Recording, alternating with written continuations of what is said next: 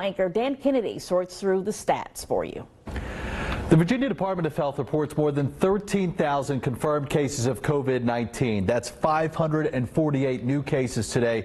This chart showing the amount of new cases reported each day since the governor's stay-at-home order was issued exactly 1 month ago, with this line acting as a 3-day moving average. So Saturday did have a high case count, but since then we've been on a slight decline.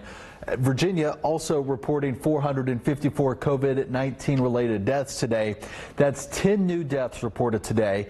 And of course, while one death is too many, it's actually the lowest number of new deaths reported in 2 weeks. We can see that with this 3-day moving average moving down now, thanks to today's lower death reporting than we've seen in previous days. So are we making progress or not? That answer could depend on where you live in the Commonwealth. This chart breaks down the numbers by population size. Our area has two of the hardest hit communities per capita. That would be Southampton County and Accomack County, third and fourth highest number of cases per capita in the Commonwealth.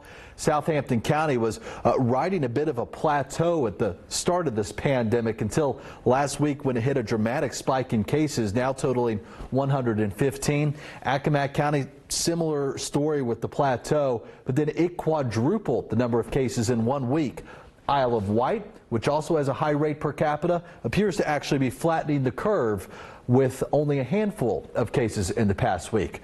Finally, looking at some of Hampton Roads' most populous cities, they have lower rates of cases per capita, like Virginia Beach, which saw a slight increase about midweek last week. Chesapeake continues this steady climb upward, and Newport News actually looking relatively flat in terms of new cases, with 10 new cases in Newport News in the past week.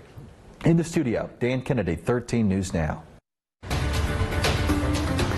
Today, more